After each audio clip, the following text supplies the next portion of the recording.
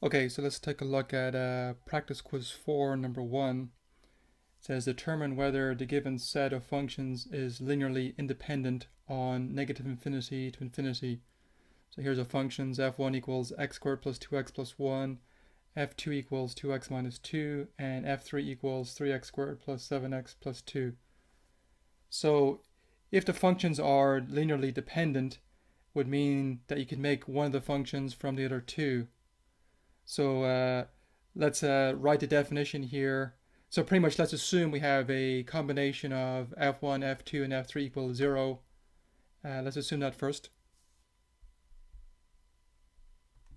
So we're going to assume that, or suppose that a f1 plus b f2 plus c f3 equals 0. So if it's linearly independent, this set of functions, then the only solution to this would be when a is 0, b is 0, and c is 0.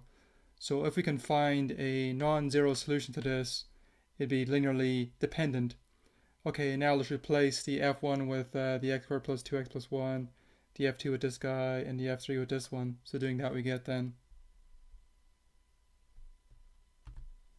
Okay, so I substitute the f1 as x squared plus 2x plus 1, the f2 as 2x minus 2, and the f3 as 3x squared plus 7x plus 2. Now let's multiply the a in here, and the b in, and the c in. So doing that we get then, so we get this down, we get ax squared plus 2ax plus a plus 2bx minus 2b plus 3cx squared plus 7cx plus 2c. Now let's combine like terms. So we'll combine the x squared terms, we'll combine the x terms, and we'll combine the constants. So doing that, we get then, so we get this. So again, the x squared terms, you got an a and a 3c as the coefficient in front of the x squared. So I factored out the x squared. So it'll be a plus 3c. And then for the x's, we have a 2a here, a 2b, and a 7c. That's how I got the x term. Again, I factored the x out. Then the constant terms a minus 2b plus 2c. Now let's equate coefficients. So pretty much it has to equal 0 on this side. That means the x squared term, the coefficient must be 0. It means the x term, the coefficient must be 0. And the constant term must be 0. So equating coefficients, then we'll get 3 equations. We get the following. Okay, so equating the coefficients. So again, this guy must be 0. It's my first equation here. So I have a plus 0b plus 3c equals 0 from this guy. Then this one, 2a plus 2b plus 7c equals 0. And this guy here must be 0 too. So a minus 2b plus 2c equals 0. So we have to solve the system. If the only solution to the system is a0, b0, c0, then it would be linearly independent. If we can find a non-zero solution, then it would be linearly dependent. Okay, so let's keep going here. So let's solve it using an augmented matrix. So let's change this guy to an augmented matrix. So doing that, we get then, so here's my augmented matrix. So the first column here is the coefficients in front of the a, so it'd be 1, 2, 1. And second column is coefficients in front of the b, so 0, 2, minus 2. And third column is coefficients in front of the c, so 3, 7, 2. Then you have your equal sign here. The dot line is acting like the equal sign, and 0, 0, 0 for this column. Now, to solve this system, this augmented matrix, we want to make these guys 0. So I'm going to make those guys 0. Okay, so we need to make these entries 0. So I'm out of space here. So let me erase a few things and we'll keep going.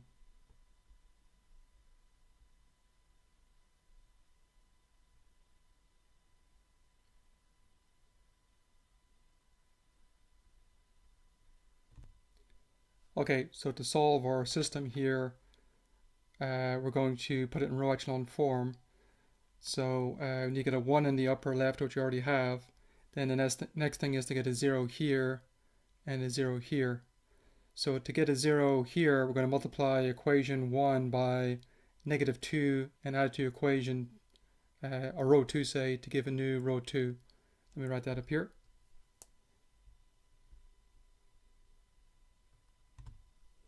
Okay, so I'm going to go negative 1 times row 1. This is row 1 here, this guy. Add it to row 2, this is row 2 here. And then after that, I'm going to make a 0 in this position. To make a 0 in this position, I'm going to go row 1 times minus 1, add to row 3 to give a new row 3. So let me write that here. Okay, so negative row 1 add to row 2 to give a new, row 3, sorry, to give a new row 3. Okay, so doing these operations, our first row will stay the same.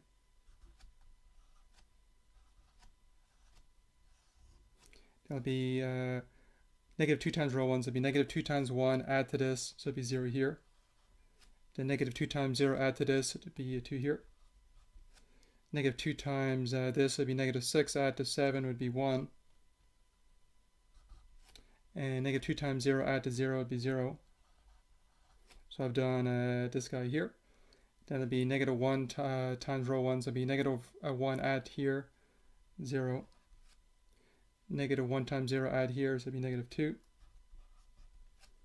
Negative 1 times 3, so negative 1 times 3 would be negative 3, add to 2 would be minus 1. And negative 1 times 0, add to 0 would be 0. Okay, so we get this. Next, we want to make this guy a 0.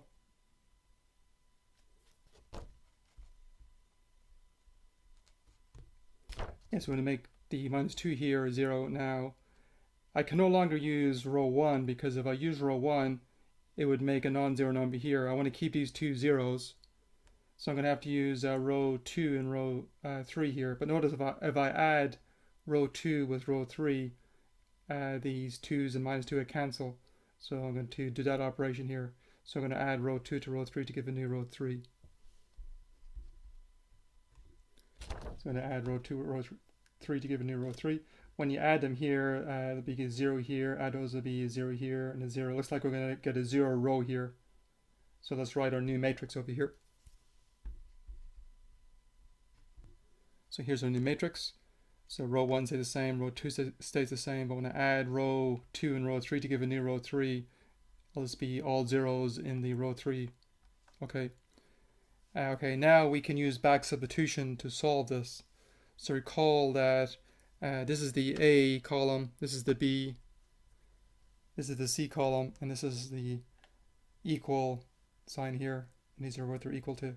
So let's change this back into equations now. So the first one would say A plus 0b plus 3c equals 0. This would say 0a plus 2b plus c equals 0. So let me write those out here. Okay, so again, this one would be a plus 0b plus 3c equals 0, which I have here. This would be then 0a, 2b plus c equals 0. Okay, so let's take this guy down here. So this is just 0 here. I can move the 2b across here and solve for c. So subtracting 2b on both sides here, we get then c equals negative 2b. Let me just box this guy. Now I'm going to substitute c equal negative 2b in place of c up here. So doing that, we get then, so substituting negative 2b in place of c, we'll have then, and this up here we'll have a, take away the b, plus 3 times negative 2b here. And let's take this term, this is a negative 6b. Let's take it over here to solve for a. So it looks like a is going to equal to 6b. So a is equal to 6b. And so it looks like the b is free. And the a and c are defined in terms of the b here. So let me write b is free. So b is free. It means we can choose it to be anything we want. So in particular, we can choose it to be non-zero. Let's choose it to be 1. Okay, so let b equal 1. So letting b be 1 then, so put 1 and place the b here and here. Looks like c is going to be minus 2 and a is going to be 6. Okay, so that's a non-zero combination that equals, so up here that equals 0, so it means that the functions are linearly dependent. Let's just show that here. Okay, so I'm going to put our a as 6, so it'll be 6 times f1 plus 1 times f2 plus negative 2 times f3. And my f1's here, so it's going to be a, so it'd be 6 times x squared plus 2x plus 1 plus b, b here is 1 times my f2, which is 2x minus 2, then plus c times f3, or c here is minus 2, so it'll be minus 2 times f3, which is 3x squared plus 7x plus 2. And this should be a true statement then. We can verify it, so you multiply this in here, the 6, multiply this in, multiply the minus 2 in. So doing that we get then, so multiplying the 6 in we get this. So you can see here the 6x squared cancel with the minus 6x squared over here. You got 12x and 2x is 14x. It's going to cancel with the minus 14 here. You got a 6 minus 2 would be 4, and you got a minus 4 here. So it looks like 0 equals 0. So check. So hence the set of functions is linearly dependent. So hence set of functions is linearly dependent. Okay, so we're done with part A. Let's go on now onto part B of the question. Okay, so let me erase a few things here. We'll go on to part B.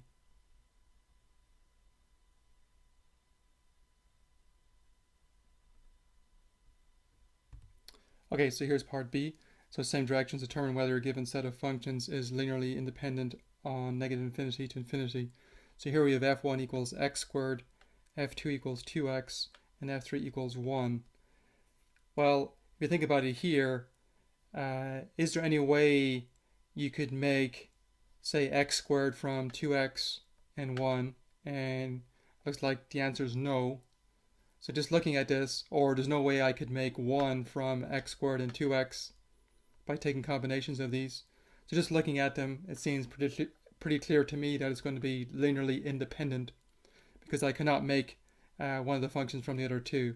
But let's just prove it here. So let's suppose we have a combination equal to 0.